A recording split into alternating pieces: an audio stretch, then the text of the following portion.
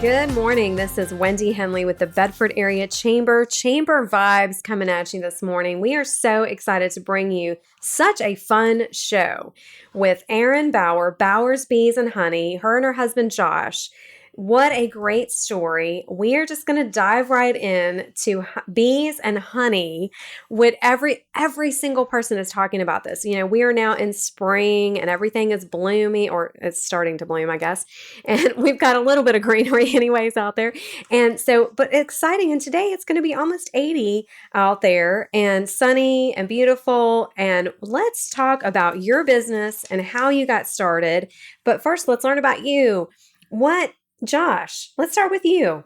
Bowyers Bees and Honey. So you started this, you were how old? I was about 17 when we started when I started beekeeping. You know, I was working for my dad, and his boss had some bees, and I kind of got interested with it, and he gave me a couple hives to start. So how awesome. I mean, so you began in 2012. What really drew you to beekeeping? I mean, you were so young and you had was it a single hive?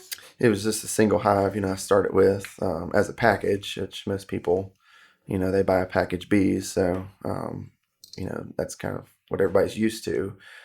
There's other options too, but, it's just how I started. Yeah. So I guess it was family that drew you to get your interest going with the bees. And so you're starting that. How did it go at first? Yeah. I mean, it's a huge learning curve, with beekeeping. A lot of people think you can just put a bee, hive in a box and they'll, make you honey. It's not really as easy as that. There's so much more to it. Yeah, so much more to it for sure. It's a really so much work. So let's talk about honeybees and general information that would be good for everyone to learn. Yeah. Yes. I mean, in the hive, there's, there's obviously the queen bee, and everybody that beekeeps, they always want to look for their queen or something. But, there's the worker bees. They're all the female bees.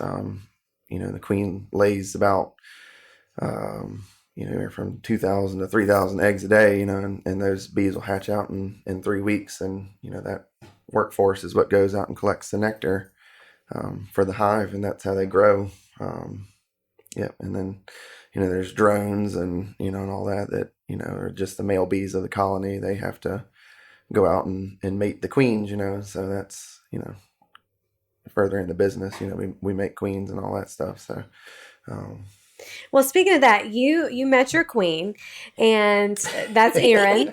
So, Erin, welcome. You guys met each other in 2015? Yes. Oh my goodness. And so how did this come about? How did y'all meet? We met on the internet. Oh my goodness, on the internet. Okay. So it was love at first click? Yes, definitely. Awesome. Awesome. That happens. And so Josh, you were out of high school then, so that was good. Yeah. And you worked both in college. Yeah. You met on the internet. So no, that's awesome. And it was and so you introduced her to the bees. Yes. Yeah. But you were like, I already have my queen, so this is going to be fine. The bees are going to follow her. And so you expanded in 15.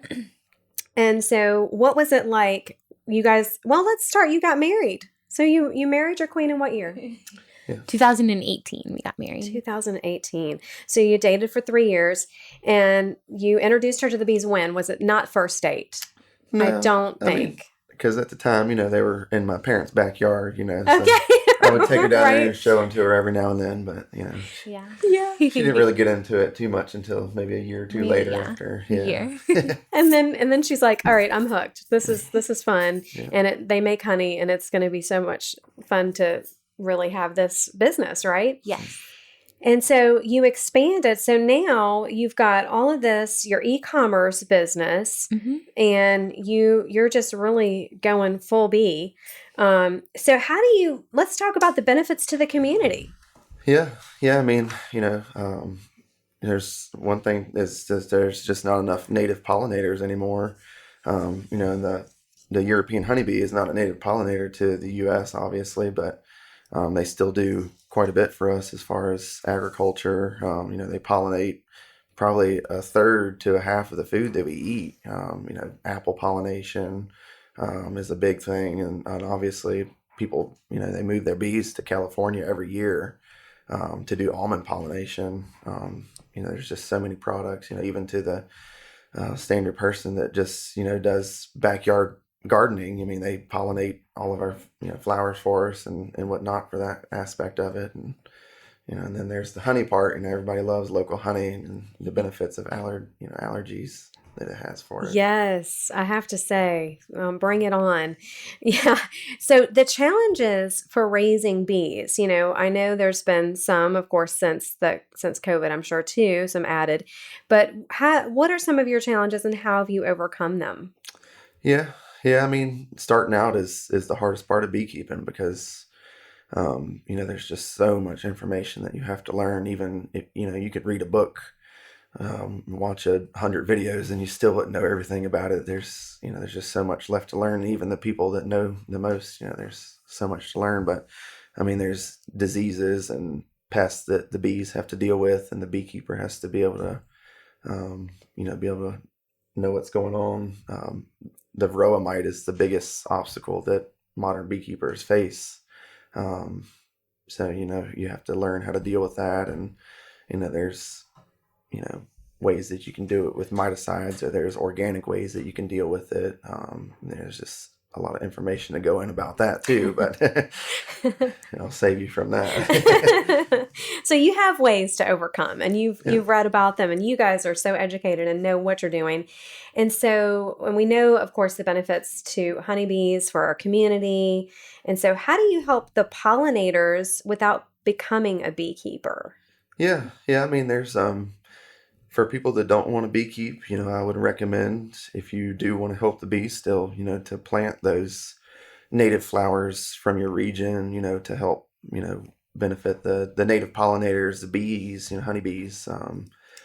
There's actually, they call them bee hotels. They are like little hollowed oak bamboos that, like mason bees and everything. They're solitary bees. They go in there and they winter, and they actually make nests in there, and that helps out the native population of our bees. So those are definitely options for those people that don't want to get into beekeeping. So we can all help. Yes. Yeah. This is exciting to become pollinators without becoming a beekeeper. And so beekeeping basics, tell us a little bit about that. Yeah. So, I mean, getting into beekeeping, if you do want to be a beekeeper, you got to know what you're looking at when you go into a hive. Get used to doing your regular routine inspections of the hive, pulling out each of your frames, looking at the hive and being able to distinguish what's pollen, what's honey, what's brood, with the worker brood versus the drone brood, what diseased brood looks like. You may never see it, hopefully, but, get used to the images and what eggs and larvae look like, so what you're getting into. And as far as that goes, like going back to diseases, knowing what diseases to deal with, and beekeeping basics as far as like other than the routine inspections. What do you? I would say get a mentor, get a friend. Yeah, and that's right. That would help tremendously. Do this with a friend. I love that idea. Yeah, and that's something I never experienced either. I was self-taught, so everything that I know now, I've either read or, there's tons of YouTube videos for people that know what they're talking about, and there's also tons of people that don't know what they're talking about too. So you have to sift through the information, right? But yeah. Yeah, and it's so much fun. I love it. I was telling you guys off, before we started, that I went to this resort and they had hives nearby, and we went for this tour. And it was so much fun. And just watching the beekeeper, and of course, they had the full suit on and they were like smoking them out before they started working with them, and all the trays and pulling them out. And there's a method to every single thing that you do, obviously. Yeah. And so you have to know what that method is for sure. Exactly. Smoke is important. Yeah. It's you got to smoke them out right first. Yeah. And so, but those are some of the basics. And so where you guys are offering right now on e-commerce, what do you offer? Yeah, we have raw, unfiltered wildflower honey is our number one product. And then we have, of course, handmade beeswax products like lip balm, soap, and candles. You can find us online on our website. You can find us at the Bedford Farmers Market, or we also are occupying a little bit of space shelf in Honey Baked Ham in Lynchburg, Boone's Country Store, and Diamond Hill General Store, both in Manita. Oh my goodness, you guys are everywhere. And e-commerce, and they can go to www.bowyerbees.com. Yes. Oh my goodness. So many items. I'm going to have to come check out everything that you've got. I know about the honey and I just want to get everything. And so what is next for you guys? I mean, and let's talk about how the hives are this year. So you have 50 production hives. Yeah, roughly. Roughly about 50. And then how many you're expecting? So last year, how many pounds did you get? Yeah, so we were able to extract about 1,000 pounds of honey, give or take. This year we're actually planning on expanding into, being able to do about 3,000 pounds. So that's a lot of honey. Yeah. I mean, this is awesome. And just right here. So tell everybody, where exactly are you located, or your hives? Yeah, we have, hives all over Bedford. Our home apiary is right next to our house. It's off of 460, kind of between Bedford and Lynchburg. So, I mean, if people are looking for local honey, that's, encompasses everywhere basically in the 7B region, because all the same plants and stuff bloom in that. Our other apiaries are located on other properties. We have a program called Honey Bee Advocates, which are local members of the community who aren't really interested in beekeeping themselves, but do have land to provide. So they provide their land and we provide everything else. We place the bees, we take care of them. You just get to reap the benefits, like watch them, look how pretty they are, and of course, get the honey from them. So if you're interested, if you have the land, if you're interested in becoming a honeybee advocate, definitely check out our website for more information on that too.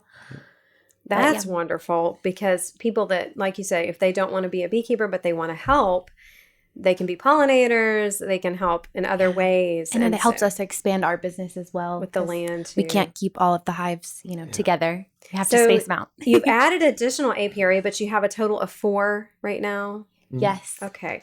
And what's next then? What can be next? I mean, you've got the products, you've got e-commerce, you've got the bees, you've got the honey, you've got, everything to expand. What are we thinking? Yeah. One day we would love to have our own retail location, where we actually, have a store where we can sell all of our products and even feature, other people's products like varietal honeys and, just something for everybody at that point. Yeah.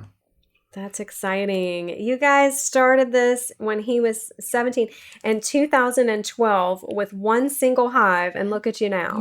This is a growth story, how, young entrepreneurs can really expand and make a difference, not only with your business, but in the entire community. And let's face it, the world, right? With bees and pollinators and different things, everything that the bee does. And let's talk about the benefits, right? Of everything the bee does. Can you give us a few? Yeah. I mean, again, pollinating, your native fauna, the trees and everything need pollination, so that affects everything down the chain as far as, the birds eating the seeds and everything off the trees that, ripen, the deer, squirrels, all that. So, I mean, it's, it all plays in a role in the ecosystem. So, I mean, they're every basically single a keystone. Yeah. Yeah, plays a part. And, it makes a difference. And I've read articles, when they're talking about with bees, if bees went away and we didn't have our bees, what our future would look like. And it looks pretty grim, I'm not going to Yeah. lie. So we have to have our bees. And so thank you for both of you for everything that you're doing for our area. And of course, with the honey, with allergy season, everybody needs to be aware. And of course, local honey is the best for overcoming that. And so they can go get your products again. Let's say where they can get your honey. Absolutely. You can find us at the farmers market, the Bedford Farmers Market. You can find us online on our website, Facebook. We have Instagram, and we're also on shelves at Honey Baked Ham, Boone's Country Store, and Diamond Hill General Store. So many places. We look forward to talking to you again and really keeping up with your expansion and just whatever is going to be next. But exciting, and we will look forward to talking to you. Are you hiring by chance? We've had people come to us and looking for like volunteer work and stuff, but maybe in the future, especially if we have our own store, we can definitely have people that are interested in beekeeping and, want to set on their own adventure. Not hiring right now, but if you're looking to volunteer or learn some more about beekeeping, we could definitely use an extra hand. Yes, I'm sure you can. And of course, training, that's exciting. You could do a whole educational series with the students to come out. One thing that we want to do too is, eventually have our own YouTube channel to be able to spread that wealth of information. Because it exactly. Do training classes, have people come out to the apiary and, go through hive with us. It's, a lot to it. So I bet you Bedford County and Campbell County would both be interested in doing some tours with you and sending the kids out to learn more about and the people beekeeping. that do want to get into it, you want them to learn that information and learn it right, because, you don't want to be, causing any misinformation or anything like that would deter somebody from not wanting to do it or anything like that or doing it wrong. So absolutely. Encouragers and community builders is what I call you guys. And thank you so much again. We'll look forward to seeing you. And I would love a t-shirt. Yeah. Thank you for having us. Looking at your t-shirt. I'm like, I will be a big promoter. We know where to find you on Court Street. So we'll drop one down. Thank you so much. Listen, be blessed. And we'll see you at the next farmers market. Thank you, Wendy. Thank you for Have a great us. day. Thank you too.